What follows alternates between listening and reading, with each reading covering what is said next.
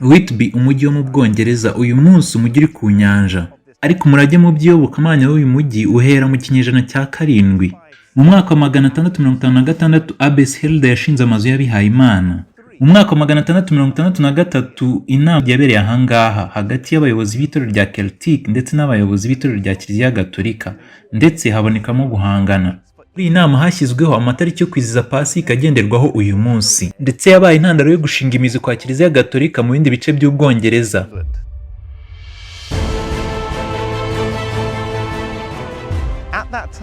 Muri ibyo bihe itorero rya Celtic niryo ryari ryiganje ahangaha mu Bwongereza bitewe n'umurimo wari warakozwe n'umumisiyoneri witwa Aiden.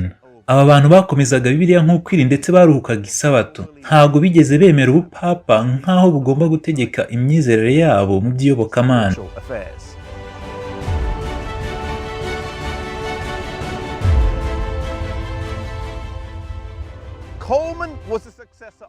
Coleman niwe wari warasimbuye Finney. Finney nawe yari yarasimbuye Aiden. Aiden niwe wari watangije umurimo w'ubuvugabutumwa ahangaha mu Bwongereza. Coleman yari amaze imyaka 3 gusa akora igihe iriya nama y'Whitby yahamagazwaga.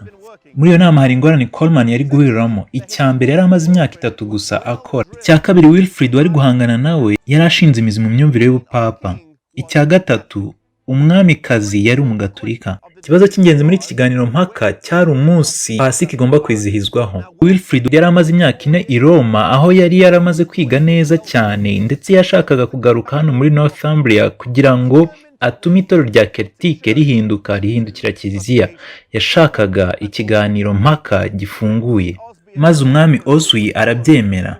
Ku ruhande rumwe hari Coleman, abanditsi b'itorero rya Scottish ndetse na Agace. Ku rundi ruhande hari umwami, igikomangoma, umwamikazi ndetse na Wilfrid. Maze nuko ikiganiro mpaka kiratangira. Coleman yasubije neza ibibazo bigendanye na Pasika, ariko Wilfrid azana ikibazo kigendanye n'ubutware bwa Petero. Maze birangira yemeje umwami yuko ibyo avuga ari byo. Maze umwami n'abantu be bahitamo kwemera Pasika y'ubupapa. Maze itorero ryo mu Bwongereza riyoboka ubupapa rinyuranya n'inkomoko yaryo ya mbere. Maze nuko Coleman yisubirira mu kirwa cya Iona, maze hakurikiraho ibinyejana 4 by'umwijima mu Bwongereza.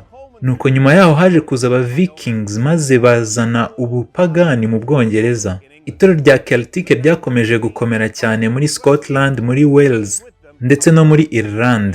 Ariko no mu Bwongereza abakunda ukuri naho bakomeje kugukomeza mu binyejana byinshi byakurikiyeho.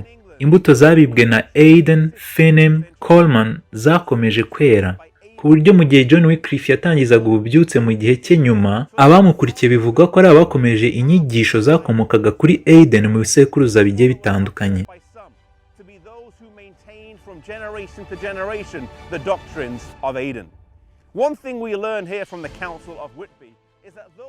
Ikintu kimwe twigira muri iyi nama y'Whitby ni uko nubwo byagaragara nk'aho Imana itsinzwe, tugomba kwibuka ko turi kuba mu ntambara ikomeye. Tugomba kumenya yuko turi mu ntambara hagati y'ukuri ndetse n'ikibi, nk'uko byanditswe mu ndirimbo Once to Every Man and Nation ngo nubwo ikibi cyasagamba ariko ukuri konyine niko gufite imbaraga.